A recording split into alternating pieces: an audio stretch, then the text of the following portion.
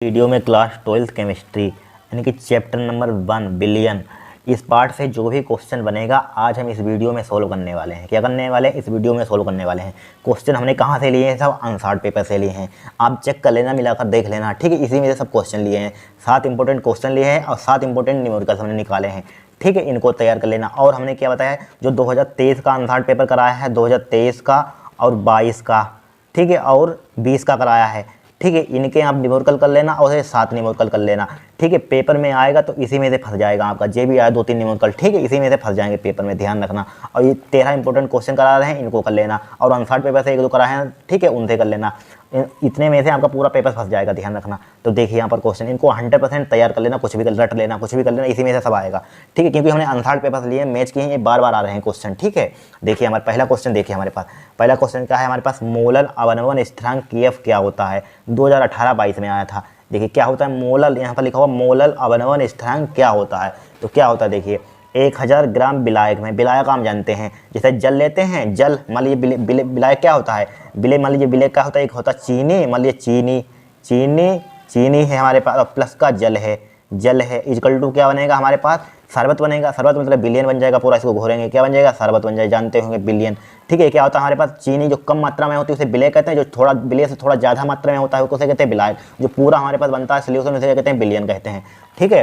तो यही है ये 1000 ग्राम विलायक में, ठीक है, विलायक में किसी विद्युत अनवघट्य क्या होते हैं, क्या होता है अनघट्य, जो जल में घुलने पर पूर्णतः यानी कि आयनों में नहीं टूटते हैं, ठीक है, पूर्णतः आयनित नहीं होते हैं, उसे क्या कहते हैं, विद्युत अवघट्य कहते हैं। और अगर विद्युत अवघट्य की परिभाषा लिखने के लिए तो क्या लिखेंगे, अगर विद्युत अवघट्य की अनवघट्य नहीं, यहाँ पर सिर्फ अवघट्य, तो किस टाइप से लिखेंगे, वे पदार्थ जो जल में घुलने पर यानी कि पूर्णतः आयनित हो जाते हैं, ठीक है, पूर्णतः आयनित हो जाते हैं, उन्हें कहते हैं विद्युत अवघट्य कहते हैं। और विद्युत अनवघट्य की परिभाषा लिखने के लिए आ जाए तो क्या करेंगे, वे पदार्थ जो जल में घुलने पर पूर्णतः आयनित नहीं होते हैं, उसे कहते हैं विद्युत अनवघट्य कहते हैं, ठीक है। विद्युत में जैसे क्या होती है, जैसे ग्लूकोज हो सकता है, ग्लूकोज को आयनों में टूटते हुए देखा, यूरिया हो सकती है, ठीक है, सुक्रोज हो सकता है, सुक्रोज को नहीं देखा होगा आपने टूटते हुए, ठीक है, बहुत से होते हैं इस टाइप से, जैसे यूरिया बता दिया, यही होते हैं कि आयनों में टूट नहीं सकते हैं।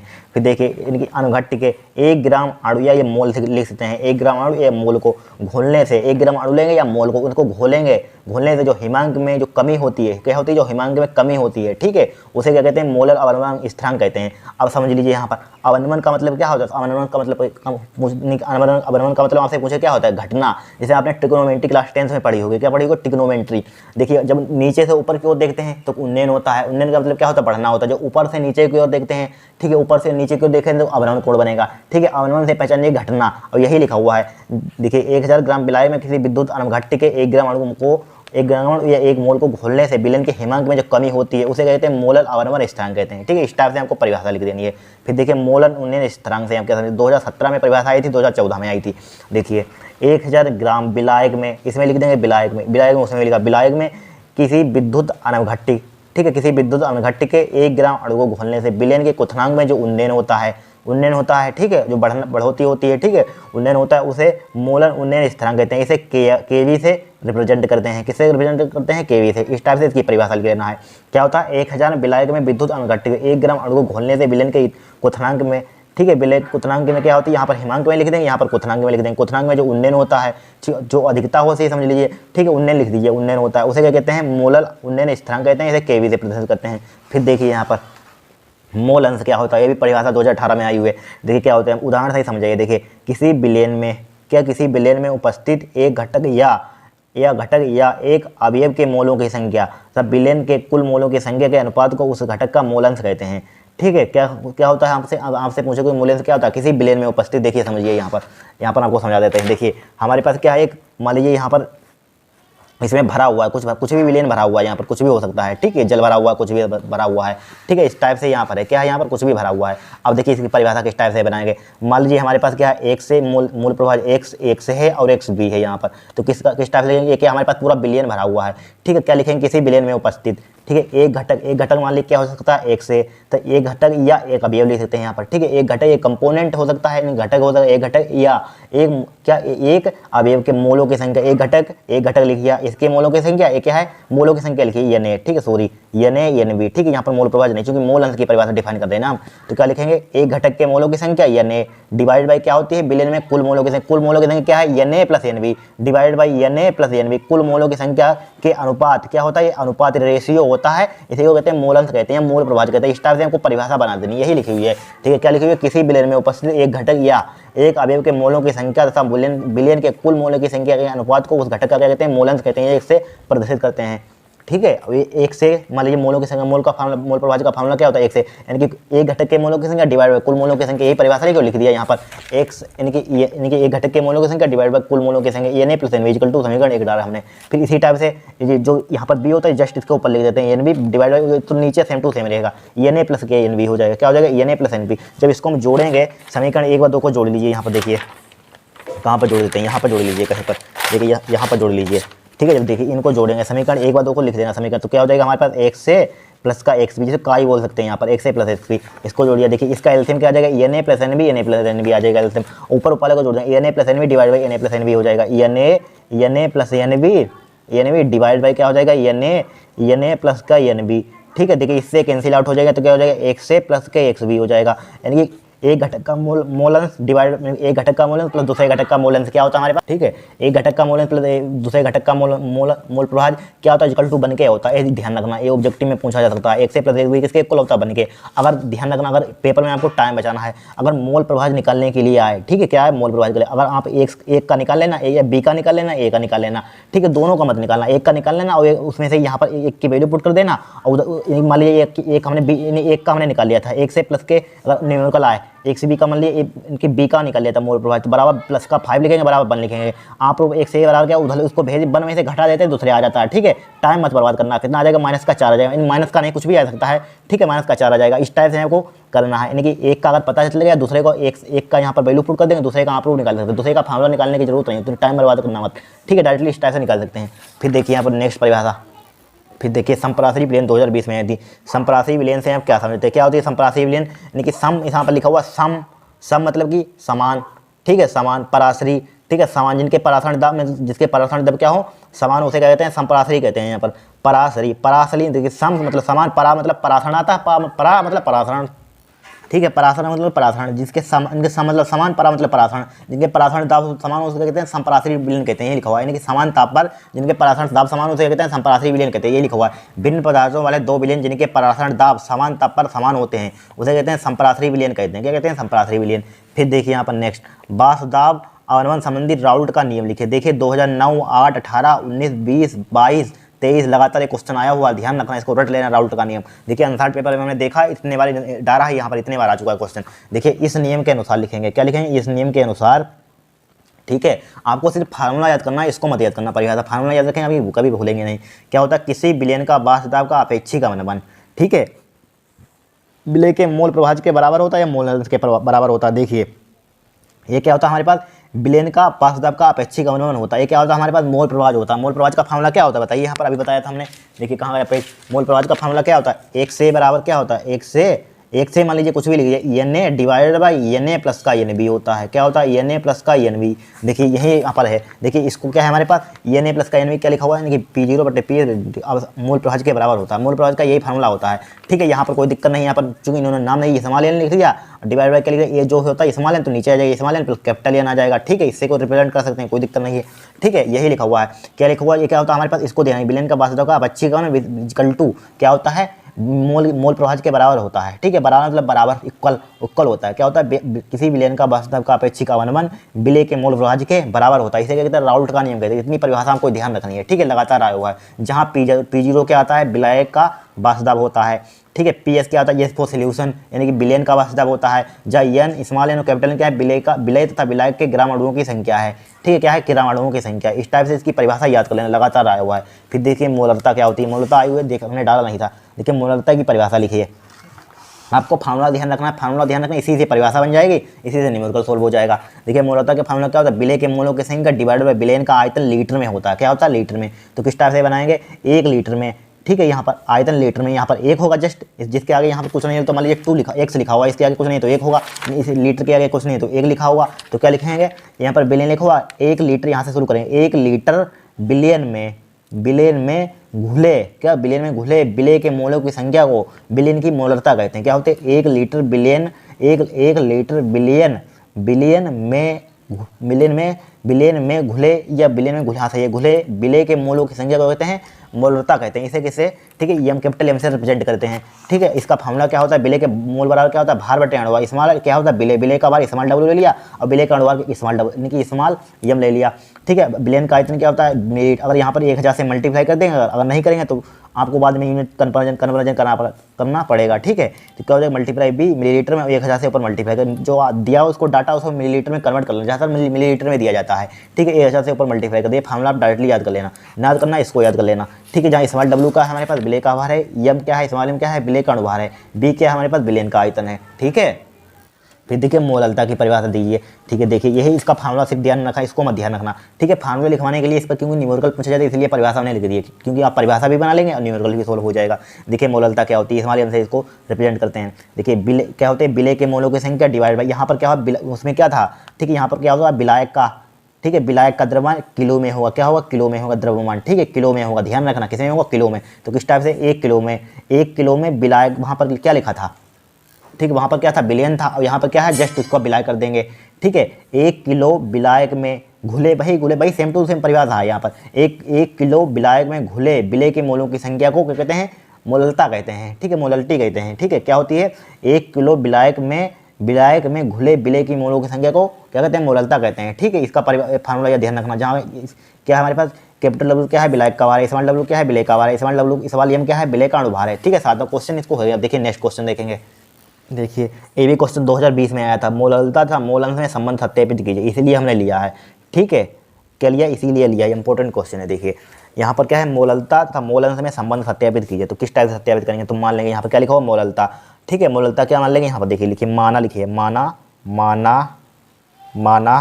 माना विलेय के मोल प्रभाज या मोल अंश लिखा हो मोल अंश, माना विलेय का मोल अंश 1 से मान लेंगे, माना विलेय का मोल अंश, विलेय का मोल अंश बराबर क्या मान लेंगे 1 से मान लेंगे, कोई दिक्कत नहीं होगी। अब क्या मान लेंगे विलायक का मोल प्रभाज मान लेंगे, मोल अंश से मोल प्रभाज। ठीक है, माना इनकी तथा लीजिए, माना बार बार मत लिखिए, तथा विलायक का मोल प्रभाज, तथा विलायक का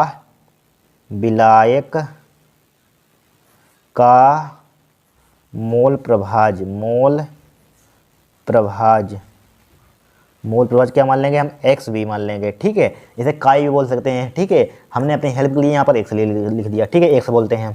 ठीक है, एक तरीका हमें दिख रहा है। ठीक है, और देखिए यहाँ पर अभी फार्मूला बताइए, यहाँ पर मोल प्रभाज का फार्मूला क्या होता है बताइए। देखिए एक से लिखते हैं, एक घटक का मोल प्रभाज परिभाषा क्या बताइए, एक घटक का मोल प्रभाज, एक घटक का मोल अंश, एक घटक का मोल अंश मान लीजिए यानी स्मॉल एन डिवाइडेड बाई क्या होता है एक घटक का मोल अंश।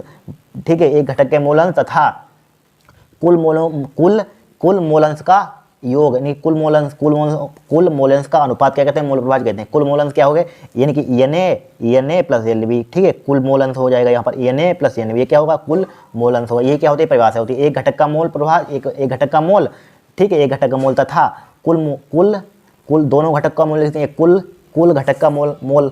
ठीक है, उसका अनुपात क्या होता है हमारे पास क्या होता है मोल अंश होता है। ठीक है, एन ए डिवाइड बाई क्या हो जाएगा एन ए प्लस के एन बी हो जाएगा, क्या हो जाएगा एन ए प्लस का एन बी हो जाएगा। ठीक है, अब देखिए इसको डाल दीजिए समीकरण 1। ठीक है, इसी प्रकार एक से यहाँ पर एक्स बी लिखिए, दूसरे का मोल अंश निकालिए, मोल प्रभाज निकालिए। यहाँ पर बी लिखा हुआ जस्ट ऊपर लिख दीजिए एन बी हो जाएगा, और बाकी एच टी सब होता है नीचे वाला, एन ए प्लस का एन बी हो जाएगा, क्या हो जाएगा N A plus N B. इसको डाल दिए समीकरण 2 डाल दिए। अब दोनों को क्या कर देंगे डिवाइड कर देंगे, समीकरण 1 बटे समीकरण 2 को क्या कर दिए डिवाइड कर दीजिए। लिखिए समीकरण 2 यानी कि divide on dividing equation first and second, या हिंदी में लिखिए समीकरण 1 और 2 को डिवाइड करने पर समीकरण 1 भाग डिवाइड समीकरण 2।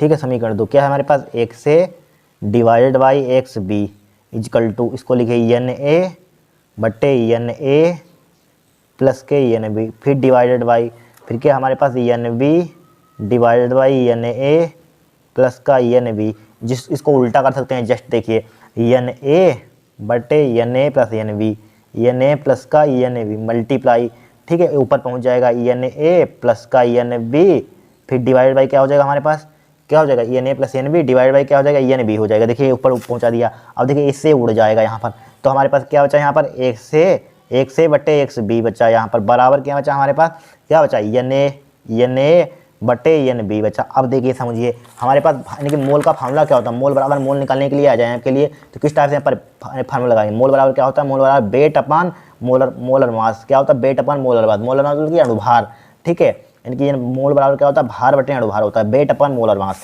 देखिए यहाँ पर, तो यहाँ पर लगा दीजिए, देखिए अप्लाई कर दीजिए फार्मूला।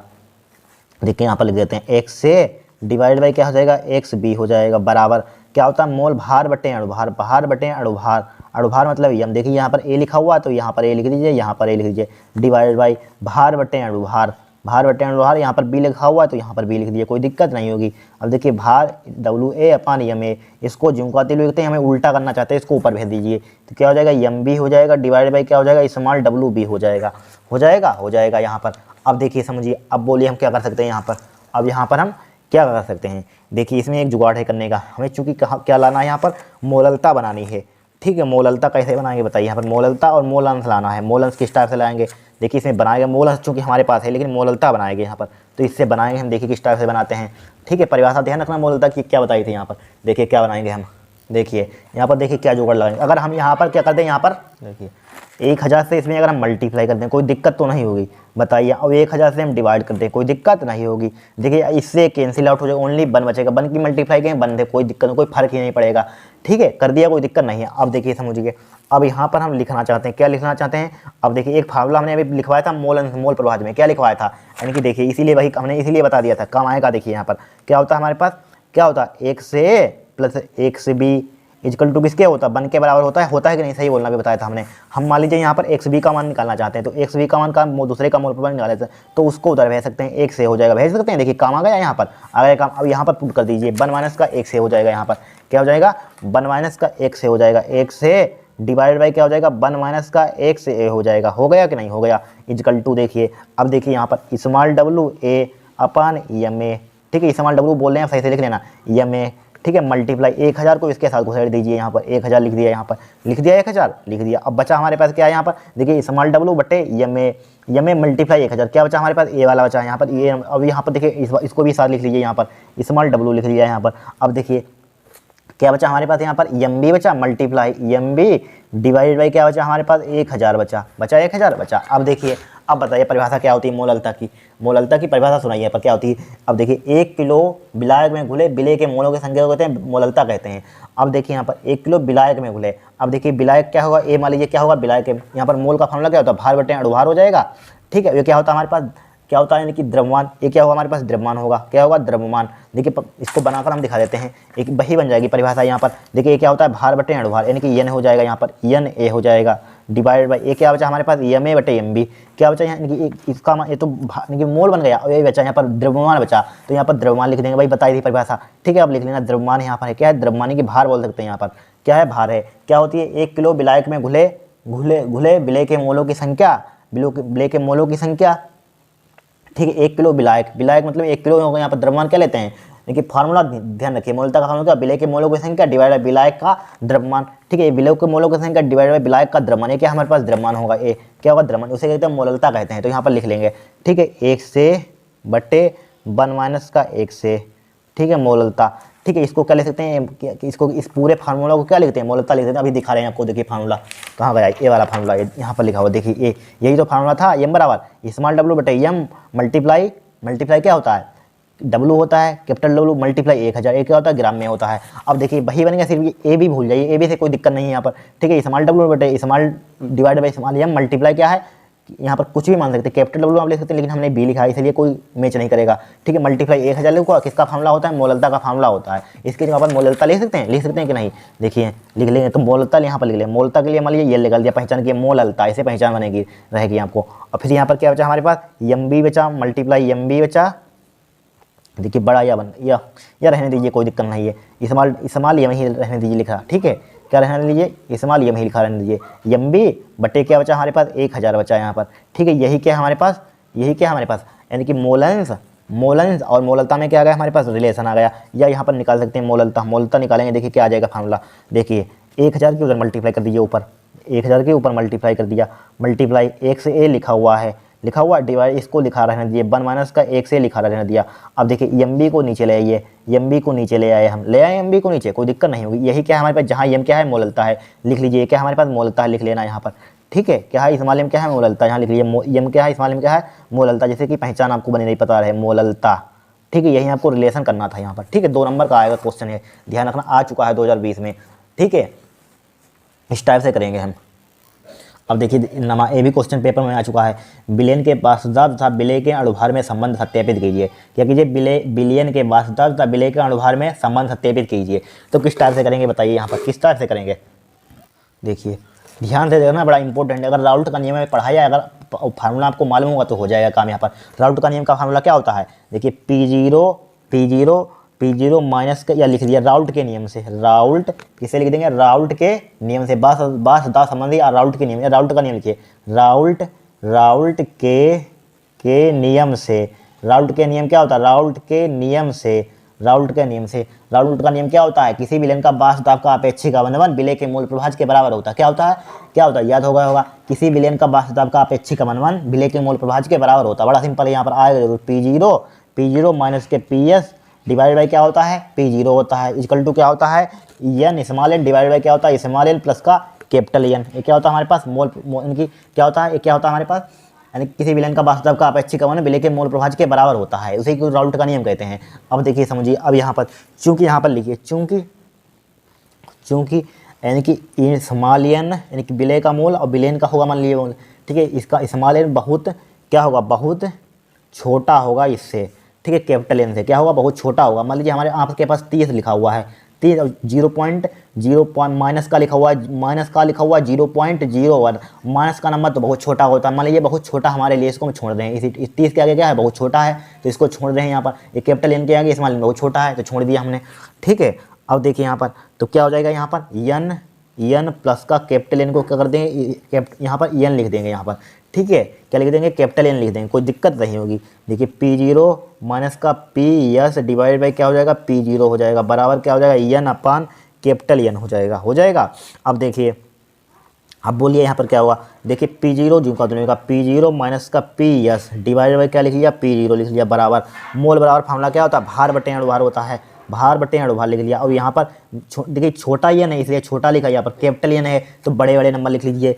देखिए मोल बराबर क्या होता है, भार बटे अणुभार, कैपिटल W डिवाइड बाई क्या होता है, भार बटे कैपिटल एम लिख लिया यहाँ पर, ठीक है। इसको उल्टा कर दीजिए, स्मॉल W बटे एम मल्टीप्लाई क्या हो जाएगा, कैपिटल एम डिवाइड बाई क्या हो जाएगा, यहाँ पर कैपिटल W हो जाएगा कि नहीं हो जाएगा। अब देखिए यहाँ पर, अब हमें क्या करना है यहाँ पर, अब क्या करेंगे बताइए, हमें चूँकि निकालना है विलयन का वासुदाब विलयन का वासुदाब होना चाहिए, ठीक है। विलय का अणुभार में संबंध सत्यापित कीजिए, तो किस टाइप से लाएंगे देखिए समझना। यहाँ पर हम अगर इस्तेमाल इनकी यम का मान निकालना चाहते हैं, इस यम का मान किस टाइप से निकालेंगे, देखिए अगर इसकी मल्टीप्लाई हम उधर कर दें, ठीक है, ऊपर उधर कर दें, इसको नीचे ले आएंगे हम, ठीक है, तब भी कोड बन जाएगा।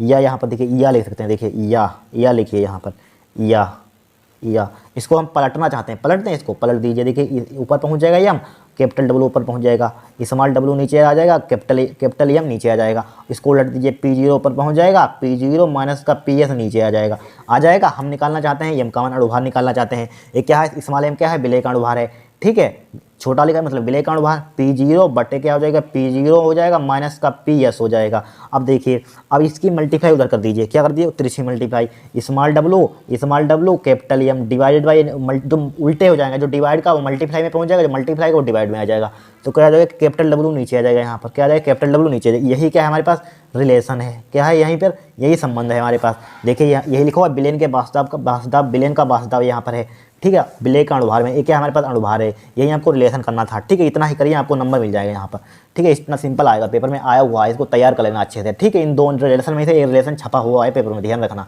10वां क्वेश्चन, परासरण एवं विसरण में अंतर स्पष्ट कीजिए।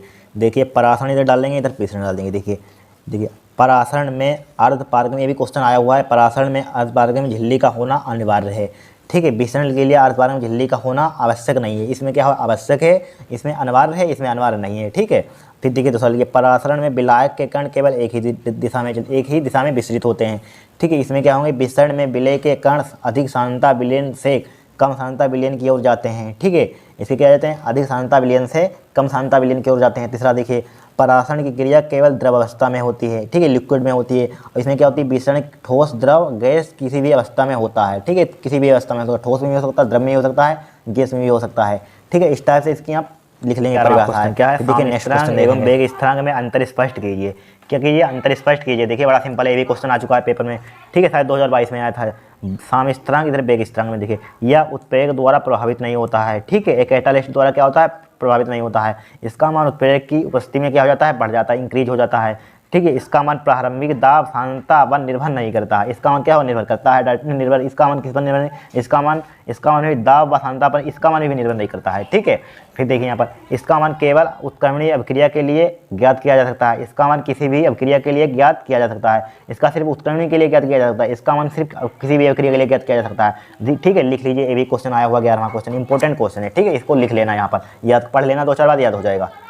अब देखिए 12वां क्वेश्चन क्या है, बाष्प दाब में अपेक्षिक अवनमन से आप क्या समझते हैं। देखिए बाष्प दाब का अपेक्षिक अवनमन, ये भी क्वेश्चन आया हुआ है पेपर में। देखिए किसी विलायक के बाष्प दाब में अवनमन, ठीक है, क्या होता है, बाष्प दाब में अवनमन तथा शुद्ध विलायक के बाष्प दाब के अनुपात को बाष्प दाब का अपेक्षिक अवनमन कहते हैं। क्या कहते हैं, अपेक्षिक अवनमन कहते हैं। क्या होता है, किसी विलय के बाष्प दाब का अवनमन शुद्ध विलायक के बाष्प दाब के अनुपात, शुद्ध विलायक का बाष्प दाब का अनुपात को कहते हैं बाष्प दाब का अपेक्षिक अवनमन कहते हैं। इस टाइप से आपको फार्मूला नोट डाउन कर देना है। एक्स विलय यहाँ पर क्या होता है, किसी विलायक के बाष्प दाब का अवनमन तथा शुद्ध विलायक के बाष्प दाब के अनुपात बाष्प दाब का क्या कहलाता है, अपेक्षिक अवनमन कहलाता है। ठीक है, क्या कहलाता है, अपेक्षिक अवनमन कहलाता है। फिर देखिए असामान्य मोलर द्रव्यमान क्या है, भी 2022 में आया था। देखिए जब अणुसंख्यक गुणधर्म के आधार पर किसी पदार्थ का परिकलित मोलर द्रव्यमान उसके सामान्य मोलर परिकलित में निकला हुआ, ठीक है, परिकलित मोलर द्रव्यमान उसके सामान्य मोलर द्रव्यमान की तुलना में भिन्न होता है, क्या अलग होता है, तब उस द्रव्यमान को कहते हैं असामान्य मोलर द्रव्यमान कहते हैं। क्या होता है असामान्य मोलर द्रव्यमान, जब अणुसंख्यक गुणधर्म के आधार पर किसी पदार्थ का परिकलित मोलर द्रव्यमान उसके सामान्य मोलर द्रव्यमान के क्या होता है, भिन्न होता है, डिफरेंट होता है। ठीक है, तो उसे क्या कहते हैं, उस द्रव्यमान को कहते हैं असामान्य मोलर द्रव्यमान कहते हैं। ठीक है, 13 क्वेश्चन हो गए, इनको रट लेना, कुछ भी कर लेना, इससे बाहर नहीं जाएगा। ठीक है, क्या जाएगा, इससे बाहर नहीं जाएगा। हम न्यूमेरिकल देखेंगे साथ, हम क्या देखेंगे, 7 इंपॉर्टेंट न्यूमेरिकल देंगे। इसको कुछ भी कर लेना, रट लेना, कुछ भी कर लेना। ठीक है, याद लेकिन जरूर कर लेना। देखिए फर्स्ट न्यूमेरिकल, ये 2023 में भी आ चुका, 2020 में भी आ चुका, हमने देखा है, और पीछे आ चुका 2-3 बार न्यूमेरिकल आ चुका, इंपॉर्टेंट न्यूमेरिकल है। ठीक है, अभी रिसेंटली में आया हुआ है। देखिए इंपॉर्टेंट न्यूमेरिकल, अब देखिए क्या लिखा हुआ है, बड़ा सिंपल है। 2 द्रव्यों ए व बी के बाष्प दाब क्रमशः 8 mm तथा 60 mm है। ठीक है, ए के 3 मोल, बी के 2 मोल, मिलाने पर विलयन का कुल बाष्प दाब क्या होगा। वेरी सिंपल, क्या है, बहुत ही सिंपल है। देखिए यहाँ पर सबसे पहले यहाँ पर लिखिए दिया है, यानी कि दिया है, क्या है, यहाँ पर दिया है। ठीक है, दिया है, क्या दिया है यहाँ पर, देखिए 2 द्रव ए व बी के बाष्प दाब क्रमशः, तो ए का हमें कितना दिया है, ए का बाष्प दाब कितना दिया है, पी ए का मान कितना दिया है, 8 mm दिया है। तो लिख लीजिए पी ए का मान कितना दिया है, पी ए का बाष्प दाब 8 mm। इसी टाइप से क्या दिया है, बी का बाष्प दाब क्रमशः कितना दिया है, 60 mm दिया है। पी बी इक्वल टू कितना दिया है, 60 mm दिया है यहाँ पर। ठीक है, 60 mm दिया है यहाँ पर। ए के 3 मोल है, बी के 2 मोल हैं, यानी कि N A that is N A equal to क्या दिया है, 3 मोल दिया है यहाँ पर, क्या दिया है, 3 मोल। ठीक है, मत लिखिए, लिख लीजिए मोल, 3 मोल है यहाँ पर। ठीक है, और बी के कितने हैं हमारे पास, एन बी कितना है हमारे पास, 2 मोल है यहाँ पर, क्या है, 2 मोल है यहाँ पर, क्या है, 2। मिलाने पर विलयन का कुल बाष्प दाब, यानी कि पी टोटल याद करना है। पी टोटल मतलब कि पी टोटल कुल बाष्प दाब, इसकी वैल्यू में फाइंड करनी है। ठीक है, अब देखिए समझिए, अब हमें चूंकि फार्मूला एक होता है हमारे पास, फार्मूला पहले मोल प्रभाव फार्मूला यहाँ पर होता है, लिख लीजिए यहाँ पर। देखिए पी टोटल का फार्मूला हमारे पास क्या होता है, यानी कि पी टोटल का फार्मूला होता है पी ए एक्स ए होता है, प्लस का क्या होता है, पी वी एक्स बी होता है, पी वी एक्स बी होता है। ये फार्मूला होता है, आपको लर्न कर लेना है। ठीक है, अब देखिए हमें चूंकि एक से क्या है, मोल प्रभाज है, एक्स भी क्या है, मोल प्रभाज, यानी कि ए का मोल प्रभाज, बी का मोल प्रभाज। तो मोल प्रभाज चूंकि हमें यहाँ मालूम नहीं, मोल दिए हैं, तो मोल प्रभाज हम निकाल लेंगे, उसमें क्या दिक्कत है, तो निकालिए पहले, यानी कि ए का मोल प्रभाज या मोल अंश। तो लिखिए ए का घटक ए का मोल प्रभाज, मोल अंश से मोल प्रभाज लिख दीजिए, या मोल प्रभाज लिख दीजिए। प्रभाज मोल अंश बात एक ही होता है, मोल प्रभाज का फार्मूला, इसको इकाई ऐसे रिप्रेजेंट कर दीजिए। क्या होता है फार्मूला, इसको ऊपर लिखते हैं, mole of N A equal to mole of N A plus का एन बी। बस वैल्यू पुट कर दीजिए यहाँ पर, क्या कर दीजिए, वैल्यू पुट कर दीजिए। देखिए 1 से एक से बराबर क्या हो जाएगा एन ए, एन ए का मान कितना दिया है यहाँ पर 3 दिया है, क्या दिया है 3 दिया, divide by N A plus N B, N A का मान 3 प्लस एन बी का मान कितना है 2, तो 3 प्लस का 2 इक्वल टू क्या हो जाएगा 3 और 2 5, यानी कि 3 बटे कितना आ जाएगा यहाँ पर 3 बटे यहाँ पर लिख लेते हैं, एक से बराबर कितना आ जाएगा यहाँ पर 3 बटे 5 आ जाएगा। ठीक है, एक से का मान निकाल लिया हमने। इसी टाइप से मोल बी के मोल प्रभाज, बी का मोल प्रभाज, बी का मोल प्रभाज, बी का मोल प्रभाज हमारे पास कितना हो जाएगा, बी का मोल प्रभाज इक्वल टू बी का मोल प्रभाज क्या हो जाएगा, देखिए बी का मोल प्रभाज, देखिए बी का मोल प्रभाज किस टाइप से निकालेंगे हम, हाँ सही है, इसको बी को ऊपर लिखते हैं तो एन बी या एन बी डिवाइड बाय क्या हो जाएगा, इसको टोटल भी नीचे वाला तो सेम टू सेम होता है, एन ए प्लस का N B, N A plus का एन बी, तो एन बी का मान कितना दिया है हमें, एन बी का मान देखिए 2 दिया है, 2 पुट कर दीजिए यहाँ पर 2, या यहाँ पर लिख देते हैं 2 बटे एन ए प्लस एन बी, ये तो नीचे वाला सेम टू कितना जोड़ा 3 2 5 कितना आया 5 आया था, इसको जोड़ा 3, इसको जोड़ा 3 2 प्लस नीचे वाला सेम होता है। ठीक है, अब कितना आ जाएगा 2 बटे कितना आ जाएगा हमारे 5 हो जाएगा, एक्स बी का मान आ जाएगा। ठीक है, समीकरण 2 में एक्स ए बी का मान पुट करने पर तो देखिए इसमें मान पुट कर दीजिए, हमारे पास पी टोटल का फार्मूला हमने क्या लिखवाया था अभी, देखिए पी टोटल का फार्मूला हमने लिखवाया P A x A plus का पी बी एक्स बी। ठीक है, तो पी टोटल बराबर क्या आ जाएगा पी ए का मान कितना दिया, देखिए ये दिया पी ए का मान, देखिए पी ए का मान कितना दिया 8 mm दिया, पी वी का मान 60 mm ध्यान रखना है। ठीक है 60 mm, ठीक है आपको दिखा दिया है, बार बार नहीं दिखाएंगे। पी ए का मान कितना दिया 8 दिया है, मल्टीप्लाई इनकी काई ए का मान कितना दिया है 3 बटे 5 दिया है, कितना दिया 8 ही दिया कि 80 दिया था, यहाँ पर 80 था यहाँ पर। ठीक है 80 लिख लीजिए तभी बनेगी जुगाड़, यहाँ पर 80 था, यहाँ पर कितना था 80। ठीक है सॉरी यहाँ पर 80 था तो 80 लिख लीजिए, यहाँ पर 8 कुछ भी लिख सकते हैं, यहाँ पर 80 लिख लीजिए यहाँ पर, क्योंकि 80 क्यों लिख रहे हैं, क्योंकि कैलकुलेशन यहाँ पर सिंपल हो जाए, 8 लिखेंगे गुणा भाग बहुत टिरकी होगी। ठीक है इसलिए 80 लिख लीजिए, 80 ही था। ठीक है 8 बटे एक से का मान कितना दिया है 3 बटे 5 दिया है, प्लस का पी बी का मान कितना दिया है यहाँ पर अभी दिखाया था कितना था 60 था, मल्टीप्लाई एक्स बी का मान कितना निकाला हमने 2 बटे 5 निकाला। ठीक है इससे कैलकुलेशन सिंपल है यहाँ पर। अब देखिए इसको काटिए उड़ाइए, किससे कटेगा 5 1 5 और 3 बच गए यहाँ पर 30 हो गए, 5 1 30 यानी कि 16 मल्टीप्लाई 16 पंचे 80। ठीक है 5 से 12 पंचे 60 12 आ जाएगा, यहाँ पर मल्टीप्लाई क्या हो जाएगा 3 हो जाएगा, दिख रहा होगा यहाँ पर। अब देखिए 16 3 कितना होता है 48 होता है, 16 3 जा 48। ठीक है 12 3 जा कितना होता है 36 होता है, यहाँ पर 12 3 36। ठीक है कितना तो सही है 12 3 36 सही है, 48 तो बच्चों यानी कि 12। ठीक है सही है यहाँ पर। ठीक है वैसे यहाँ पर कितना है 12 3 2 है, यहाँ पर लिखा 2 लिखिए। ठीक है तो क्या हो जाएगा 24 हो जाएगा। ठीक है यहाँ पर 3 लिखा रहा था, 3 से अगर 3 है तो दोबारा 36 हो जाता है, उसमें क्या दिक्कत है। अब देखिए 48, इसको 48 सही लिख लीजिए, 48 सही से लिख लीजिए, यहाँ पर कितना है 48 प्लस 24 आया इक्वल टू प्लस का कितना हो जाएगा 48 24 कितना होता है 72 होता है, 72 mm हो जाएगा। ये क्या हो जाएगा आपका आंसर हो जाएगा 72 mm आएगा यहाँ पर। ठीक है दिख रहा होगा आपको। ठीक है बड़ा सिंपल क्वेश्चन है, कुछ नहीं किया हमने, हमें पी ए का मान दे दिया है, पी बी का मान दिया, एन ए का मान दे दिया, एन बी का मान दिया, ये फार्मूला आप याद कर लेना।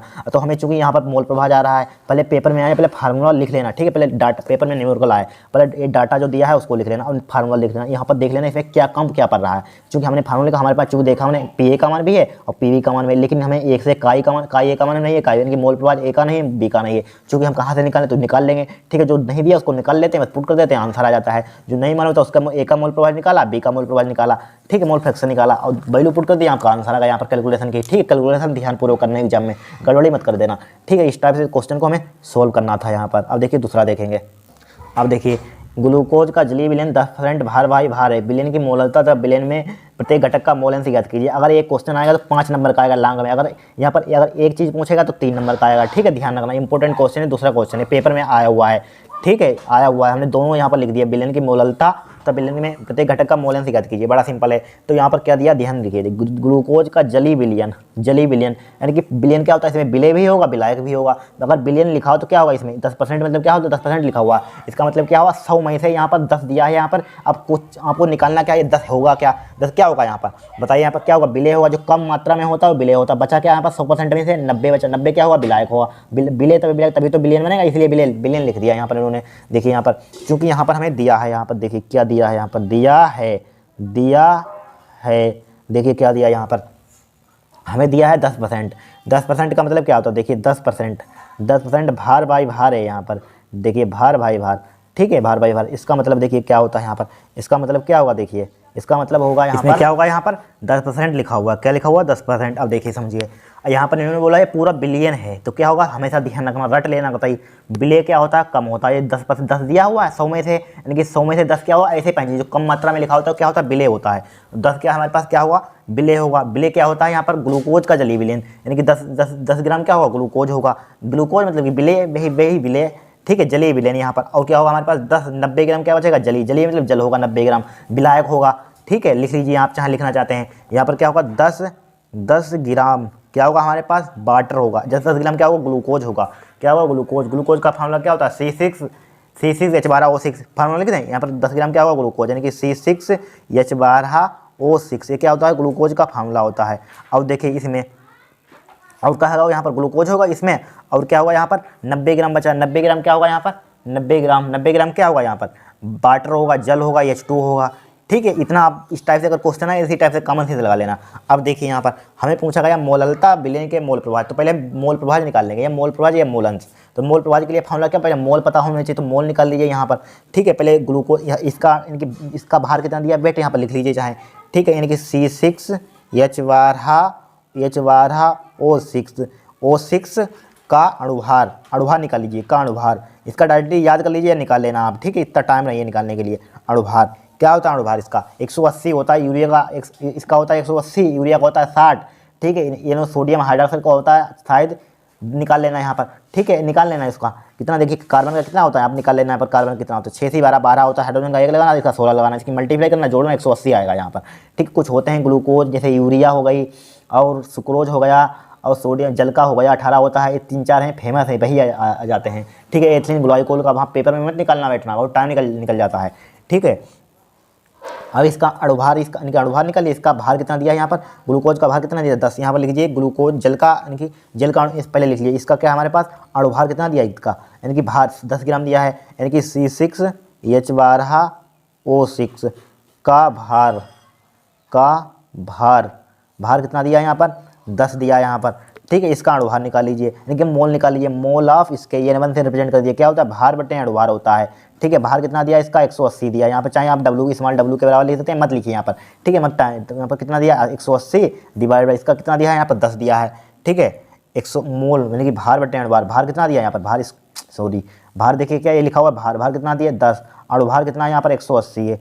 ठीक है, चाहे अपने हेल्प के लिए आप लिख सकते हैं यहाँ पर इसको रिप्रेजेंट कर दीजिए स्मॉल w से, स्मॉल इनकी यहाँ पर, या मत लिखिए यहाँ पर। ठीक है, इसको यम से लिख सकते हैं यहाँ पर, यम से, इसको लिख सकते हैं W से। ठीक है, मोलर मास होता है, वेट होता है, इसमें स्मॉल w से रिप्रेजेंट कर सकते हैं। ठीक है, मतलब कि ये बिले है हमारे पास, क्या हमारे पास बिले यहाँ पर होगा, क्या होगा बिला के लिए इसलिए स्मॉल एम से लेते हैं। तो क्या हो जाएगा 180, 1 0 से 1 0 उड़ा दीजिए यहाँ पर। ठीक है, तो N1 का मान कितना आ जाएगा यहाँ पर 1/18 आ जाएगा। कितना आ जाएगा 1/18 आ जाएगा। ठीक है, 1/18 यहाँ पर। ठीक है, 1/18, ये 8 बने हुए हैं। ठीक है, इतना समझिए। अब देखिए, अब इसी टाइप से हमें क्या दिया यहाँ पर, जल के लिए लिख लीजिए। जल का अणुभार कितना दिया है, H2O का अणुभार निकाल लेना, या डायरेक्टली 18 होता है। ठीक है, याद कर लेना। अणुभार क्या होता है हमारे पास 18 होता है।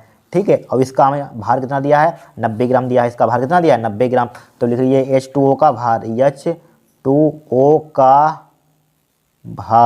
H2O का भार कितना दिया 90 दिया। इसका अणुभार निकाल लीजिए। मोल बराबर क्या होता है, भार बटे अणुभार। भार कितना है यहाँ पर 90 है, अणुभार कितना है 18 है। 18 × 18, 18 × 5 = 90, तो कितना आ जाएगा यहाँ पर, इसका N2 का मान कितना आ जाएगा यहाँ पर 5 आ जाएगा। ठीक है, तो निकाल लीजिए मोल अंश। पहले ग्लूकोज, इन दोनों के निकालने हैं, ग्लूकोज का निकालना है, जल का निकालना है। तो लिखिए यहाँ पर ग्लूकोज का यानी कि मोल अंश या मोल प्रभाज। लिखिए ग्लूकोज का मोल प्रभाज, ग्लूकोज का मोल प्रभाज। कैलकुलेशन आपको करनी है, मोल प्रभाज या ग्लूकोज का मोल अंश लिख लीजिए। अंश क्या हो जाता है ग्लूकोज का क्या हो जाएगा यहाँ पर, ग्लूकोज के लिए हमें N1 divide by N1 plus N2। ठीक है, ग्लूकोज के लिए क्या वाला N1, सिर्फ N1 बदलता रहेगा, चेंज होता रहेगा, और नीचे जिंक कंटिन्यू रहता है हमारे पास। ठीक है, अब देखिए N1 का मान कितना दिया है 1/18 दिया है। 1/18 लिख लिया यहाँ पर, 1/18 डिवाइडेड बाई N1 का मान कितना है 1/18 ही है। 1/18 प्लस N2 का मान कितना है 5 है। कैलकुलेशन आपको करनी है, करना है। ठीक है, कैलकुलेशन आप कर लेना। यहाँ पर एक आ जाएगा, आंसर आ जाएगा। फिर निकालेंगे जल का मोल अंश निकालेंगे। किसका निकालेंगे, जल का मोल अंश। तो अब लिखिए जल का मोल अंश,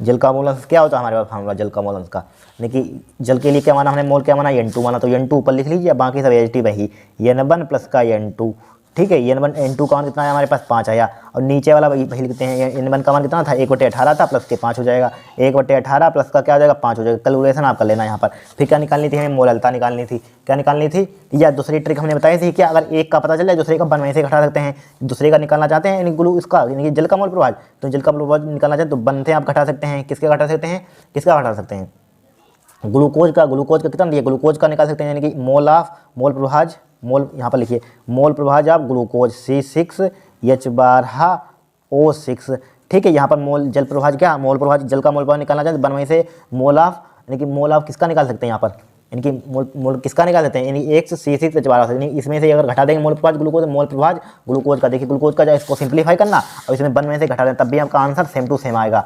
क्या आएगा, सेम टू सेम आएगा। इसको इस टाइप से सोल्व करेंगे तब भी सेम टू सेम आएगा, ठीक है। हमने बताया था मोल प्रभाज की परिभाषा बताई थी। अब देखिए नेक्स्ट क्वेश्चन देखेंगे, पहले मोललता देखेंगे, मोललता निकालनी थी। मोललता का फॉर्मूला क्या होता है,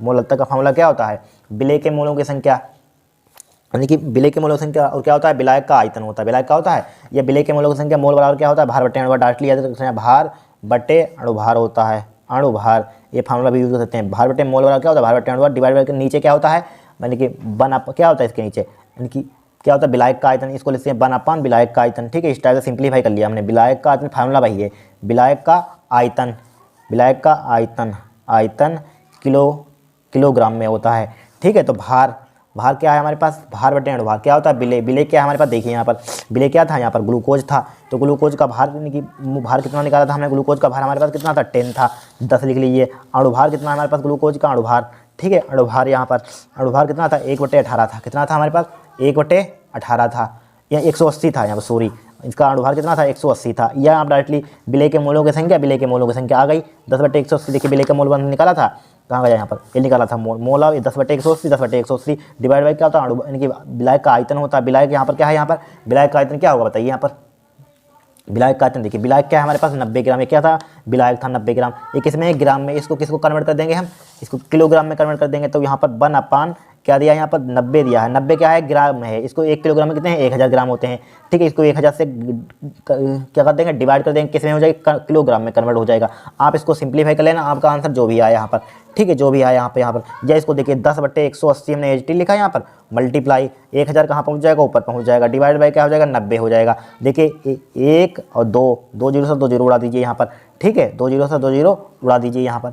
अब देखिए क्या बचा 10 हो जाएगा यहाँ पर, 100 डिवाइडेड बाई 18 पंचे कितना हो जाएगा, 18 पंचे या 18 मल्टीप्लाई 9 लिख सकते हैं, 18 मल्टीप्लाई 9 2 नेम 18 और कितना हो जाएगा 50 हो जाएगा, बराबर क्या आ जाएगा 50 बट्टे कितना आ जाएगा 9 नेम 81 हो जाएगा। डिवाइड कर लेना, आपका आंसर आ जाएगा मोललता, ठीक है। इस टाइप से क्वेश्चन को सोल्व करना था।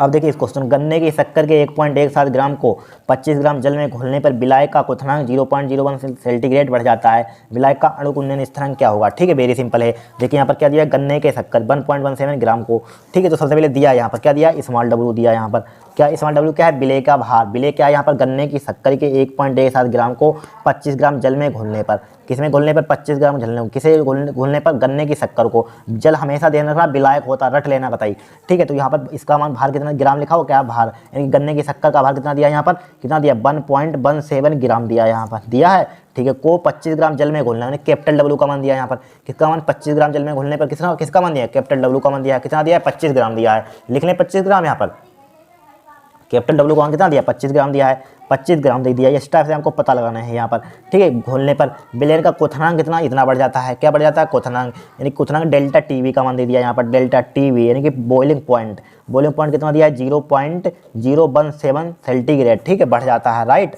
और देखिए यहाँ पर क्या दिया है, बढ़ जाता है। विलेय का अणुकुंदन स्थिरांक क्या कीजिए, अणुकुंदन स्थिरांक का फार्मूला क्या होता है, यानी कि अणुकुंदन स्थिरांक किससे रिप्रेजेंट करते हैं बताइए यहाँ पर, यानी कि केवी का मान स्थिरांक क्या होता है, केवी का मान याद करना है यहाँ पर, इसके लिए फार्मूला होता है क्या होता है, इसके लिए फार्मूला एक फार्मूला आपको याद करना है, सिर्फ यही काम आएगा, ठीक है। इसी से सब बनाएंगे। डेल्टा टीबी क्या होता है 1000 मल्टीप्लाई क्या होता है केवी मल्टीप्लाई क्या होता है स्मॉल डब्ल्यू डिवाइड बाई क्या होता है, इसी को याद रखना। अगर एफ का बनाना है डेल्टा टी एफ का बनाना तब भी यही बन जाएगा, ठीक है। इसी को याद करना एम कैपिटल डब्ल्यू। अब देखिए यहाँ पर गन्ने की शक्कर है, हमने क्या बताया यही बार बार पूछा जाता है। यहाँ पर ग्लूकोज आ सकता है, गन्ने की शक्कर आ सकती है, यूरिया आ सकता है, सोडियम हाइड्रोक्साइड आ सकता है, यही पूछे जाते हैं बार बार। तो गन्ने की शक्कर का डायरेक्टली याद कर लेना 342 होता है, बताया था।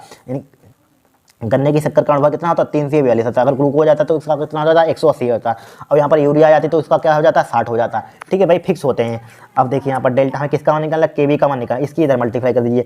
Delta T B M capital W equal to क्या हो जाएगा 1000 के वी मल्टीप्लाई क्या हो जाएगा स्मॉल डब्ल्यू हो जाएगा। हमें के वी का मान निकालना है तो के वी का मान क्या हो जाएगा, इसको इधर ले आइए तो क्या हो जाएगा delta t we multiply small W divided by क्या हो जाएगा यम गुणे कैपिटल डब्ल्यू हो जाएगा। और मल्टीप्लाई क्या हो जाएगा 1000 हो जाएगा यहाँ पर। सही है, कैसे हो जाएगा, देखिए इसका मान निकाला, इसका नीचे आ जाएगा यहाँ पर डेल्टा टी वी, देखिए सॉरी यहाँ पर डेल्टा टी वी यम गुणे कैपिटल डब्ल्यू लिखिए। यहाँ पर क्या लिखा है एम गुणे कैपिटल डब्ल्यू, इसको हम नीचे लाना चाहते हैं। देखिए इसको नीचे लाए यहाँ पर डेल्टा टी वी यम गुणे capital W, delta t v m गुणे कैपिटल डब्ल्यू लिखिए यहाँ पर कैपिटल डब्ल्यू और इंटू स्मॉल एम। ठीक है राइट। अब देखिए अब यहाँ पर के वी का मान निकालना, के वी का इधर लिख लिया लेकिन 1000 नीचे आ जाएगा, 1000 नीचे आएगा। यहाँ पर क्या लिखा हुआ 1000 नीचे आ गया, फिर क्या आ जाएगा स्मॉल डब्ल्यू नीचे आ जाएगा, इसको मत लिखिए यहाँ पर क्या आ जाएगा स्मॉल डब्ल्यू आ जाएगा यहाँ पर स्मॉल डब्ल्यू। ठीक है, यहाँ पर क्या लिख लिया स्मॉल डब्ल्यू आ जाएगा, क्या आ जाएगा फार्मूला बन जाएगा यहाँ पर, इसको फिर से लिख लीजिए फार्मूला क्या बन जाएगा के बी इक्वल टू बन जाएगा हमारे पास डेल्टा टी वी। ठीक है, डेल्टा टी वी मल्टीप्लाई इसको यम कैपिटल डब्ल्यू डिवाइड बाई क्या हो जाएगा 1000 स्मॉल डब्ल्यू हो जाएगा। देखिए कुछ नहीं किया हमने, क्या किया यहाँ पर उसको काटिए। देखिए के वी को एच टी लिखा हमने, के वी को देखिए के वी समझ लिया उधर ही लिखा हुआ, लेकिन मल्टीप्लाई के नीचे किसके हो जाएगा डिवाइड के आ जाएगा यहाँ पर। इसके 1000 मल्टीप्लाई का है, नीचे डिवाइड का आ जाएगा। स्मॉल डब्ल्यू क्या है मल्टीप्लाई का, नीचे किसका आ जाएगा डिवाइड का आ जाएगा। किसका हो जाएगा डिवाइड का हो जाएगा। आप वैल्यू पुट कीजिए, आपका आंसर हो जाएगा यहाँ पर। ठीक है, क्या हो जाएगा आपका आंसर हो जाएगा। देखिए वैल्यू पुट करते हैं यहाँ पर, देखिए के वी बराबर डेल्टा टी वी का मान कितना दिया यहाँ पर, डेल्टा टी वी का मान 0.017 मल्टीप्लाई अड़वा कितना दिया यहाँ पर 342 दिया है। ठीक है 342 लिख दीजिए यहाँ पर 342। ठीक है 342 लिख लीजिए यहाँ पर 342 लिख लिया यहाँ पर। और देखिए कैपिटल डब्ल्यू का मान कितना दिया यहाँ पर, कैपिटल डब्ल्यू का मान देखिए कैपिटल डब्ल्यू का मान कहाँ गया, ये दिया था 25, कितना दिया 25 लिख लिया यहाँ पर divided by 1000 multiply small W का कितना दिया यहाँ पर 1.17, कितना दिया है 1.17। अब देखिए यहाँ पर एक जीरो अपने पॉइंट के आगे कितने भी अनंत जीरो बढ़ा सकते हैं। ठीक है, मान लीजिए यहाँ पर एक जीरो बढ़ा दिया। अब देखिए 1 2 3 के बाद यहाँ पर है 1 2 3, यहाँ पर पॉइंट से पॉइंट क्या हो जाएगा यहाँ पर कैंसिल आउट हो जाएगा यहाँ पर। अब देखिए कैंसिल आउट हो जाएगा तो यहाँ पर देखिए अब देखिए 100 यहाँ पर देखिए के बी बराबर क्या बचेगा यहाँ पर, देखिए के बी बराबर हमारे पास बचेगा 17, क्या बचा हमारे पास 17 बचा यहाँ पर, क्या बचेगा यहाँ पर 17 बचा, मल्टीप्लाई क्या बचा हमारे पास 342 बचा यहाँ पर, मल्टीप्लाई क्या बचा 25 बचा, डिवाइडेड बाई क्या बचा हमारे पास 1000, मल्टीप्लाई क्या बचा 1770 बचा। ठीक है, इसकी कैलकुलेशन करना बड़ा सिंपल है यहाँ पर है। ठीक है, कैलकुलेशन आप करेंगे यहाँ पर। ठीक है, इसमें टाइम लगेगा ज़्यादा। देखिए अगर हम काटेंगे इसको 25 से काटेंगे, देखिए या यहाँ पर 25 या 5 से काटना है, इसको 5 से काटेंगे। देखिए 5 दूनी 10, 5 दूनी 10, 3 5 दूनी 10 और कितना बचे, एक 5 15 हो जाएगा, 5 15 5 को 20 हो जाएगा। ठीक है, देखिए 5 दूनी 10, कितना बच गया यहाँ पर, एक बच गया 17 हो गया, 5 15 2 बच गए 20 हो गए, 5 को 20। अब देखिए 5 55 25 हो जाएगा यहाँ पर, क्या हो जाएगा 55 25 हो जाएगा यहाँ पर, हो जाएगा नहीं हो जाएगा। अब देखिए अब यहाँ पर हम जानते हैं, क्या जानते हैं यहाँ पर हम, देखिए यहाँ पर देखिए इसको अब कैलकुलेशन आप कर लेना। ठीक है, के बी बराबर क्या बचेगा यहाँ पर, के बी बराबर बचेगा यहाँ पर हमारे पास 117 मल्टीप्लाई 342 मल्टीप्लाई 5 डिवाइड बाई क्या बचेगा हमारे पास 117 कहाँ है, 17 यहाँ पर लिखा हुआ। ठीक है 17, सॉरी यहाँ पर 117 कहाँ था, 17 ही तो था, 17 लिख लिया यहाँ पर, क्या लिख लिया 17 लिख लिया यहाँ पर। ठीक है, अब देखिए यहाँ पर 117 342 मल्टी 1000 मल्टीप्लाई क्या बचा 234 बचा यहाँ पर, क्या बचा 234 बचा। ठीक है, इसकी कैलकुलेशन आप कर लेंगे, इसकी क्या कर लेंगे, इसकी कैलकुलेशन कर लेना यहाँ पर। ठीक है, इसमें बहुत टाइम लगेगा यहाँ पर, 7 न्यूमेरिकल हो नहीं पाएगी, वीडियो बहुत लंबी हो जाएगी, ध्यान रखना। ठीक है, इसका आंसर यार लिख देते हैं आंसर पेपर देख कर, देखिए अभी कहाँ है आंसर, इसका आंसर कितना आया था, देखिए ये इसका आंसर चेक कर लेना, आप उसमें ढूंढेंगे सवाल बड़ा टाइम लगेगा। ठीक है, इसका आंसर आप निकालना, इसकी कैलकुलेशन कर लेना यहाँ पर। ठीक है, कैलकुलेशन करना आपके हाथ में है। अब देखिए चौथा क्वेश्चन, एक कार्बनिक पदार्थ के जलीय विलयन जिसमें 3 ग्राम पदार्थ 50 ग्राम जल में घुला है का क्वथनांक इतना है, पदार्थ के अणुभार की गणना कीजिए। वेरी सिंपल है, क्या है वेरी सिंपल है, देखिए समझिए। क्या एक कार्बनिक पदार्थ है जलीय विलयन जिसमें 3 ग्राम पदार्थ क्या होगा, 3 ग्राम पदार्थ 50 ग्राम जल में घुला है। ठीक है, 50 ग्राम जल में घुला है, 3 ग्राम पदार्थ है और किसमें घुला हुआ है 50 ग्राम जल में घुला हुआ है। ठीक है, 3 ग्राम का पदार्थ 50 ग्राम जल में घुला हुआ है। ठीक है, और देखिए यहाँ पर और क्या है यहाँ पर अणुभार की गणना कीजिए, वेरी सिंपल। तो क्या आएगा 3 ग्राम पदार्थ, क्या होगा स्मॉल डब्ल्यू का मान, स्मॉल डब्ल्यू का मान कितना दिया है 3 ग्राम दिया है यहाँ पर, कितना दिया है 3 ग्राम। 50 ग्राम जल में, जल क्या होगा बिलाएगा, हो बिलाएगा मतलब कैपिटल डब्ल्यू का मान होगा यहाँ पर, कैपिटल डब्ल्यू का मान कितना है 50 ग्राम है यहाँ पर, जल में घुला का क्वथनांक कितना है 100.51 सेंटीग्रेड है, ठीक है। क्या है यानी कि डेल्टा क्या है 1000 पॉइंट इतना, तो डेल्टा टीवी का मान यहाँ पर निकाल लीजिए, डेल्टा टीवी का मान कितना निकाल लेंगे यहाँ पर, का क्वथनांक यानी कि जल में घुला है, ठीक है, का क्वथनांक 100.51 सेंटीग्रेड पदार्थ के अणुभार की गणना कीजिए, इतने क्वथनांक पर पदार्थ के अणुभार की गणना। तो क्या लिखेंगे देखिए, इसको हम इनकी 1000.51, इसको हम 100 में से इनकी इसमें 100 घटा देंगे तो क्या आ जाएगा हमारे पास डेल्टा टीवी का मान आ जाएगा यहाँ पर 100। तो यहाँ पर क्या आ जाएगा डेल्टा टीवी इक्वल टू क्या बचेगा यहाँ पर 0 पॉइंट कितना बचेगा 0.51 बचेगा यहाँ पर, कितना बचेगा 0.51, ठीक है 0.51 अणुभार की गणना कीजिए, ठीक है। क्या और यहाँ पर देखिए विलायक यहाँ पर क्या है हमारे पास, यानी कि 3 ग्राम 50 ग्राम, ठीक है लिख लिया यहाँ पर, सब तो दिया है यहाँ पर डाटा। और यहाँ पर क्या कोई कार्बनिक पदार्थ है, ठीक है। अब देखिए यहाँ पर अब डेल्टा टीवी का मान भी लिख लिया हमने, ठीक है। अब देखिए हमारे पास एक फार्मूला होता है, अभी लिखवाया था डेल्टा टीवी का फार्मूला क्या होता है, अभी लिखवाया था डेल्टा टीवी का फार्मूला था 1000 मल्टीप्लाई केवी, यानी कि डेल्टा टीवी का अभी फार्मूला कौन सा लिखवाया था हमने, यानी कि डेल्टा टीवी का 1000 मल्टीप्लाई केवी मल्टीप्लाई क्या होता है स्मॉल डब्ल्यू होता है, डिवाइड बाई क्या होता है एम गुणे कैपिटल डब्ल्यू होता है। हमें निकालना है एम का मान, एम को ऊपर ले जाइए, कहाँ ले जाइए ऊपर ले जाइए, एम बराबर क्या हो जाएगा यहाँ पर 1000 हो जाएगा, मल्टीप्लाई क्या हो जाएगा केवी हो जाएगा, मल्टीप्लाई क्या हो जाएगा स्मॉल डब्ल्यू हो जाएगा, डिवाइडेड बाई क्या हो जाएगा यहाँ पर, यानी कि डेल्टा टीवी हो जाएगा, डिवाइड बाई क्या हो जाएगा कैपिटल डब्ल्यू हो जाएगा, वैल्यू पुट कीजिए एम बराबर 1000 केवी का मान देखिए ये दिया है पेपर में 0.51 दिया है, कितना दिया है 0.51, ठीक है। स्मॉल डब्ल्यू का मान कितना दिया है यहाँ पर, स्मॉल डब्ल्यू का मान हाँ दिया 3 ग्राम है, कितना है 3 डिवाइड बाई डेल्टा टीवी का मान कितना है 0.51 है, 0.51 कैपिटल डब्ल्यू का मान कितना है हमारे पास 50 है, 50 है कि 25 दिया था 50 है यहाँ पर, कितना है 50 है यहाँ पर 50 लिख लिया। देखिए इससे कैंसिल आउट हो जाएगा, ठीक है। एक देखिए 1 0 से 1 0 उड़ा दीजिए, फिर 5 से इसको उड़ा दीजिए, 5 दूनी 10, 1 0 20 आ जाएगा यहाँ पर, 20 पंचे 100, अब 20 3 60, ठीक है। एम बराबर क्या हो जाएगा 20 मल्टीप्लाई क्या बचा 3 इक्वल टू क्या हो जाएगा 60 अणुभार आ जाएगा। तो कोई कार्बनिक पदार्थ क्या होगा यहाँ पर यूरिया लिखा होगा, यहाँ पर क्या होगा यूरिया होगा, कभी बनकर सवाल आ सकता है यहाँ पर, ठीक है। यहाँ पर बोला क्या कोई कार्बनिक पदार्थ एक कार्बनिक पदार्थ के, तो यहाँ पर कहो कोई कार्बनिक पदार्थ क्या होगा यूरिया होगा। अगर पूछा जाता है कौन सा कार्बनिक पदार्थ होगा तो आप लिख सकते हैं यूरिया होगा, कभी पूछा जाता है क्वेश्चन में, ठीक है। अगर पूछ लिया जाए तो यूरिया का अणुभार 60 होता है, क्या होता है याद कर लेना।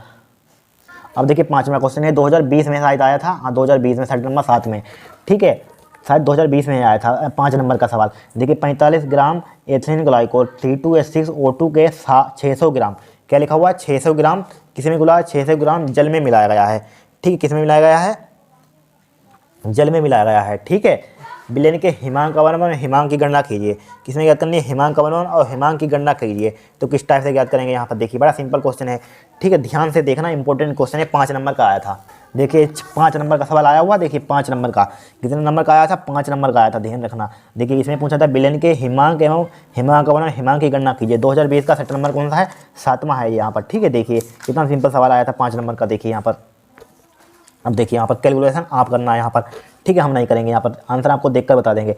45 ग्राम एथिलीन ग्लाइकोल को कितने ग्राम जल में घोला गया हिमांक का वर्णन हिमांक की गणना कीजिए। देखिए यहाँ पर सबसे पहले दिया है, यहाँ पर लिखिए क्या दिया है, बहुत ही सिंपल है यहाँ पर दिया है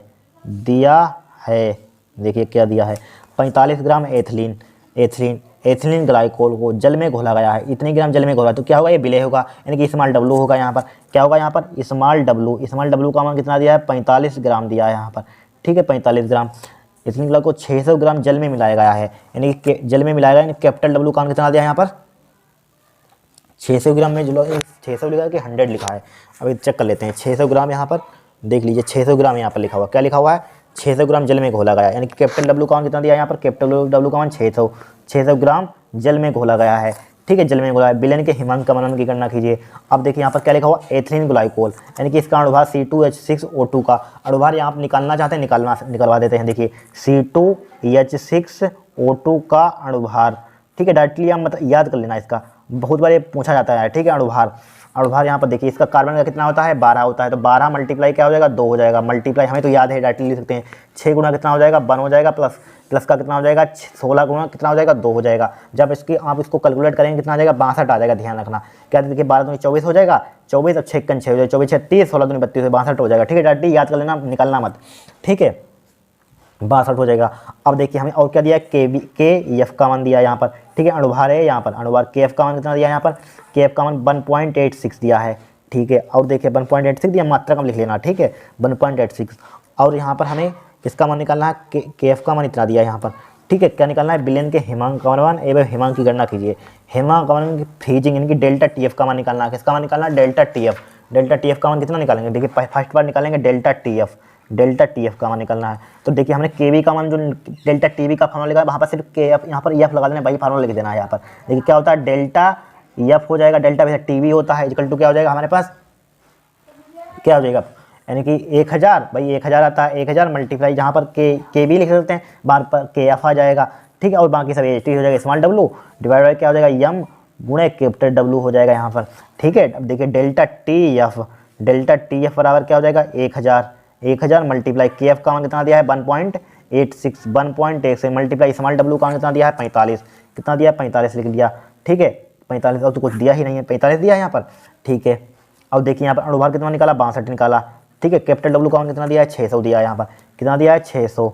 अब देखिए 2 जीरो से 2 जीरो ये काट दीजिए, कट गए यहाँ पर, तो डेल्टा टी एफ का मान कितना आ जाएगा यहाँ पर, डेल्टा टी एफ का मान कितना है 1.86 लिखा, मल्टीप्लाई क्या लिखा 45 लिखा, मल्टीप्लाई ये 10 बचा हुआ है 10 लिख दिया, डिवाइड बाई क्या हो जाएगा 62 हो जाएगा यहाँ पर। ठीक है, 62 और 6 बचा यहाँ पर, 6 तो बच ही रहा है। ठीक है, 6 बचा यहाँ पर। अब देखिए क्या करेंगे हम, अब यहाँ पर हम क्या करेंगे, देखिए इसको हम अगर पॉइंट हटाना चाहते हैं तो अगर छोड़िए 6 1 6 6 3 18 हो जाएगा यहाँ पर। ठीक है, 6 1 6 देखिए 6 3 18 हो जाएगा, 6 1 6 हो जाएगा, तो डेल्टा टी एफ कितना आ जाएगा यहाँ पर, देखिए 3 पॉइंट बना जाएगा यहाँ पर, जब 6 1 6 6 3 18 6 1 6 6 3 18 पॉइंट कितने के बाद 2 के तब सही है, 3 पॉइंट एक ही आएगा। ठीक है, 6 पॉइंट देखिए अगर 3 पॉइंट बन की मल्टीप्लाई करें, देखिए 3.1 यहाँ पर देखिए, अभी देखिए यहाँ पर पॉइंट हटाइए, यहाँ पर मल्टीप्लाई कर लीजिए, यहाँ पर किससे 100 से मल्टीप्लाई कर दीजिए, जब 100 पॉइंट यहाँ पर हटा 31 लिखा हुआ डायरेक्टली। ठीक है, जब 0.3 बना आएगा यहाँ पर। ठीक है, अगर पॉइंट अगर यहाँ पर 100 से भाग करना चाहते हैं, छोड़िए 45 एक जीरो से एक जीरो आप उड़ाना चाहते हैं, काटना चाहते हैं, काट दीजिए यहाँ पर, पॉइंट हटाइए, एक जीरो से एक जीरो हमने उड़ा दिया यहाँ पर। ठीक है, जितनी कट गया, फिर क्या बचा हमारे पास, देखिए 31 बचा, 45 बचा, और क्या बचा, कुछ बचा ही नहीं यहाँ पर। और नीचे क्या बचा हमारे पास, एक जीरो बचा, 10 बचा यहाँ पर, 10 बचा, मल्टीप्लाई क्या बचा 62 बचा। ठीक है, 62 बचा, इतना ही तो बचा यहाँ पर, इतना ही बचा है। 31 का 31 दुना कितना होता है 62 होता है, हाँ तो सही तो देखिए 31 दुना कितना, 31 का 31 दुना कितना होता है 62, 45 का आधा कितना होता है, 45 का आधा कितना होता है 22.5 होता है। डेल्टा टी एफ देखिए इसको हमने लिखा 45/2 लिखा, और मल्टीप्लाई यहाँ पर 10 लिख लिया। यहाँ पर 45 का आधा कितना होता है 22.5, यानी कि 22.5 समथिंग से होता है, 22.5 होता है, 22.5 लिख लिया। अब 10 से और इसको डिवाइड कर दीजिए यहाँ पर, तो डेल्टा टी एफ का मान क्या आ जाएगा यहाँ पर, डेल्टा टी एफ का मान कितना आ जाएगा, डेल्टा टी एफ का मान आ जाएगा 2.25। यहाँ पर एक कई बार लगा हुआ, एक जस्ट आगे बढ़ जाएगा, 2.25 आ जाएगा। ठीक है, इतना हमारे पास पहला आंसर हो गया यहाँ पर, हिमांक में अवर बना गया।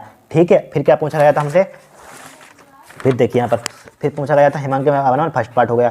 एवं हिमांक की गणना कीजिए, तो हिमांक की गणना के लिए फार्मूला क्या होता है, हिमांक की यानी कि हिमांक का अवनमन डेल्टा टी एफ। तो किस टाइप से आएगा, देखिए एक फार्मूला होता है हमारे पास, डेल्टा टी एफ बराबर होता है क्या होता है, यानी कि TH2 temperature of H2O minus का क्या होता है टेम्परेचर ऑफ यानी कि एथिलीन C6H6O2।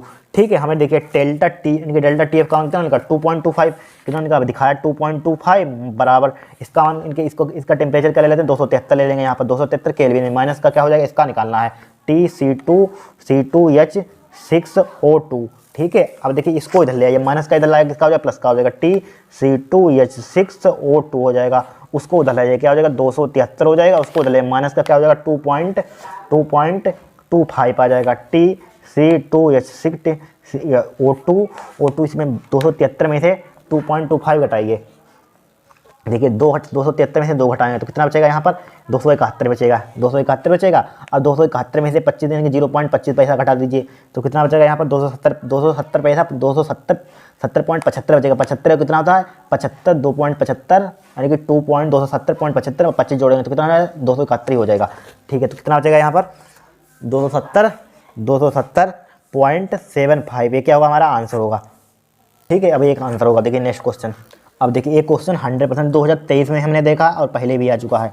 ठीक है, क्या आ चुका है, पहले भी आ चुका है, 2023 में भी आया 3 नंबर का और पहले भी आ चुका क्वेश्चन। और सबसे सिंपल तरीके से बताएंगे। देखिए 27 सेंटीग्रेड डेसीमोल और यूरिया का विलयन का परासरण दाब ज्ञात कीजिए। क्या लिखा हुआ, डेसीमोल। जब भी इस टाइप से क्वेश्चन आया 27 सेंटीग्रेड पर टेम्परेचर दिया, यहाँ पर टेम्परेचर कितना दिया, यहाँ पर टी बराबर कितना दिया है 27 सेंटीग्रेड। इसको किस में कन्वर्ट कर देंगे हम, केल्विन में। 27 प्लस का कितना हो जाएगा 273 हो जाएगा, 273 और 27 कितना होता है 300 होता है, केल्विन हो जाएगा। डेसीमिलियन का परासरण दाब ज्ञात कीजिए, पी का मान ज्ञात करना है हमारे पास। एक क्या लिखा हुआ है डेसीमोलर यूरिया, तो मतलब क्या, डेसी का मतलब क्या होता है 1/10। देखिए डेसीमोलर का मतलब क्या होता है, डेसीमोलर यूरिया, तो यहाँ पर सी का मान है, किसका मान है, सी का मान होता है, हमेशा ध्यान रखना। डेसीमोलर जब भी लिखा जाए डेसीमोलर तो इस टाइप से भी कभी कभी लिखा जाता है 1/10, ये भी डेसीमोलर होता है। क्या होता है, डेसीमोलर। यहाँ पर डेसीमोलर मतलब ईएम लगा दीजिए यहाँ पर। ठीक है, अब इसको डिवाइड करेंगे तो क्या हो जाएगा 0.1 ईएम हो जाएगा यहाँ पर। ठीक है, 1 ईएम मोलर डेसीमोलर। अब देखिए इसके फार्मूला, इसके लिए फार्मूला डायरेक्टली होता है पी बराबर सी आर टी, आपको ध्यान ही रखना है। ठीक है, अब वैल्यू पुट कीजिए, पी बराबर सी का मान कितना दिया है 0.1 दिया है, आर क्या है गैस नेतांक है, गैस कांस्टेंट है, इसकी वैल्यू कितनी होती है 0.082 ले लेंगे यहाँ पर। मल्टीप्लाई टेम्परेचर कितना दिया है 300 दिया है, देखिए कहीं दिया हुआ 300, ये दिया हुआ 300 दिया, इसकी मल्टीप्लाई यहाँ कर लेना, यहाँ पर एक कर देते हैं। देखिए इसकी मल्टीप्लाई करेंगे कितना है 3 × 3 3 दूनी 6, देखिए 3 × 3 हो जाएगा, 3 दूनी 6 हो जाएगा, 3 × 24 हो जाएगा। ठीक है, अब देखिए यहाँ पर 2 जीरो यहाँ पर है, 2 जीरो यहाँ पर लगा दीजिए, 2 जीरो लगा दिया यहाँ पर। ठीक है, मल्टीप्लाई क्या बचा हमारे पास 0.1 बचा। ठीक है, अब देखिए पॉइंट कितने के बाद हमारे पास है, देखिए 1 2 3 4, 4 के बाद पॉइंट लगा दिए, 1 2 3 4, यहाँ पर पॉइंट आ जाएगा, यहाँ पर क्या आ जाएगा, यहाँ पर पॉइंट आ जाएगा। ठीक है, अब देखिए P बराबर ये जीरो, इसका मतलब कोई है नहीं, पॉइंट क्या है, जीरो का मतलब कोई मतलब ही नहीं है। ठीक है, अब 0.1 और इसकी मल्टीप्लाई कर देंगे, क्या आ जाएगा 2.463 कुछ समथिंग आ जाएगा, एटीएम एटमोसिक। ठीक है, एटीएम आ जाएगा, क्या आ जाएगा हमारे पास, आंसर हो जाएगा यहाँ पर। ठीक है, क्या क्वेश्चन नंबर क्या था, ये छठा था हमारे पास, क्या था छठा। फिर देखिए ये भी पेपर में आया होता था, शायद 2019 से लिया था हमने, ये 2018 2019। देखिए किस ताप पर ग्लूकोज 5% भार वाई आयतन विलयन का 7 वायुमंडलीय दाब उत्पन्न करेगा, यानी कि हमें क्या ज्ञात करना है, टेम्परेचर ज्ञात करना है। देखिए यहाँ पर वही काम, यहाँ पर क्या है 5%, क्या होगा वही काम यहाँ पर, यानी कि क्या होगा यहाँ पर 100 मिलीलीटर, जब भी इसका मतलब क्या है, किस ताप पर ग्लूकोज 5% विलयन में 7 वायुमंडलीय दाब उत्पन्न करेगा। ठीक है, अब समझ लीजिए यहाँ पर क्या होगा यहाँ पर। ठीक है, यहाँ पर हमें भार बटे अणुभार, यानी कि विलय का यहाँ पर कोई मतलब ही नहीं है। ठीक है, डायरेक्टली हमें क्या करना है, परासरण दाब PV = nRT फार्मूला लगाना है यहाँ पर। देखिए यहाँ पर लिख लीजिए, यहाँ पर चूंकि नोट डाउन लिख लीजिए, चूंकि जब भी 5% यहाँ पर लिखा होगा तो इसका मतलब क्या होगा, यहाँ पर 5% का अर्थ लिख दिया, 5% ग्लूकोज है, 5% ग्लूकोज का अर्थ क्या होगा यहाँ पर अर्थ। देखिए इसका मतलब क्या होगा 5% है, यानी कि 100 मिलीलीटर में 5 ग्राम ग्लूकोज घुला है। ठीक है, लिख लीजिए यहाँ पर लिखा हुआ, यानी कि भार बटे आयतन लिखा हुआ है, तो आयतन मतलब कि 100 मिलीलीटर में 100 मिलीलीटर बिलियन में 5 ग्राम क्या घुला हुआ है, ग्लूकोज घुला है। क्या घुला हुआ है, ग्लूकोज घुला है। ठीक है, अब देखिए यहाँ पर तो ग्लूकोज का भार हमें कितना दिया है, यहाँ पर स्मॉल w का मान। ठीक है, ग्लूकोज का मान दिया 5 लिखा हुआ, देख लेना 5 ग्राम दिया है यहाँ पर। ठीक है, और आयतन यहाँ पर कितना है बी कितना है 100 मिलीलीटर है। 1 लीटर में कितना होता है, 1 लीटर में 1000 मिलीलीटर होता है, 1000 से इसको डिवाइड कर दिए, 1000 बटे 100 बटे कितना हो जाएगा 1000 हो जाएगा यहाँ पर। ठीक है, लीटर हो जाएगा यहाँ पर, हो गया लीटर हो गया। अब गेस्ट कांस्टेंट क्या होता है, R बराबर 0.0821 होता है।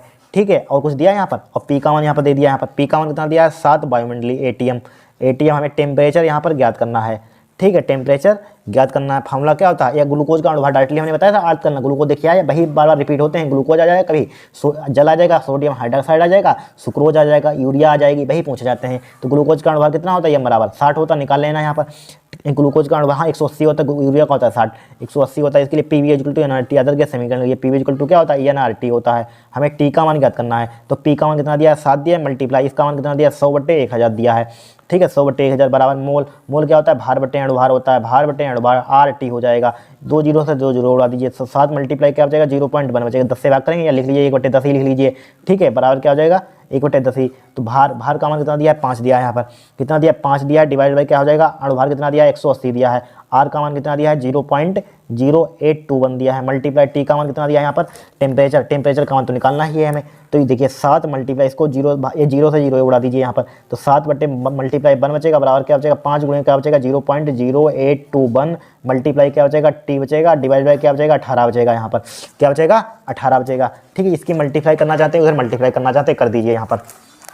देखिए इसकी उधर मल्टीप्लाई 18 7 56 18 मल्टीप्लाई क्या हो जाएगा 7 हो जाएगा बराबर क्या हो जाएगा 5 मल्टीप्लाई इधर बचा 0.0821 मल्टीप्लाई टी, हमें टी का मान निकालना है, टी बराबर क्या हो जाएगा 18 गुणे 7, ये नीचे आ जाएगा डिवाइड का 5 गुणे 0.0821। ठीक है, इसको हम सिंप्लीफाई करने डिवाइड कर लेना, आपका आंसर आ जाएगा यहाँ पर। ठीक है, जो भी आए आप निकाल लेना, यहाँ पर डिवाइड करके इसका आंसर निकाल लेना, कैलकुलेशन कर लेना इसकी। ठीक है, अब यहाँ पर सातों न्यूमेरिकल हमारे पास क्या हुए खत्म हो गए यहाँ पर। ठीक है, इनको अच्छे से तैयार कर लेना, इसी में से फंस जाएगा। नेक्स्ट क्लास में चैप्टर नंबर 2 देखेंगे। ठीक है, चैप्टर नंबर 2 क्या है हमारे पास विद्युत रसायन है। ठीक है, विद्युत रसायन है वो देखेंगे फिर। ठीक है, इसी टाइप से 10 पार्ट देखेंगे। ठीक है।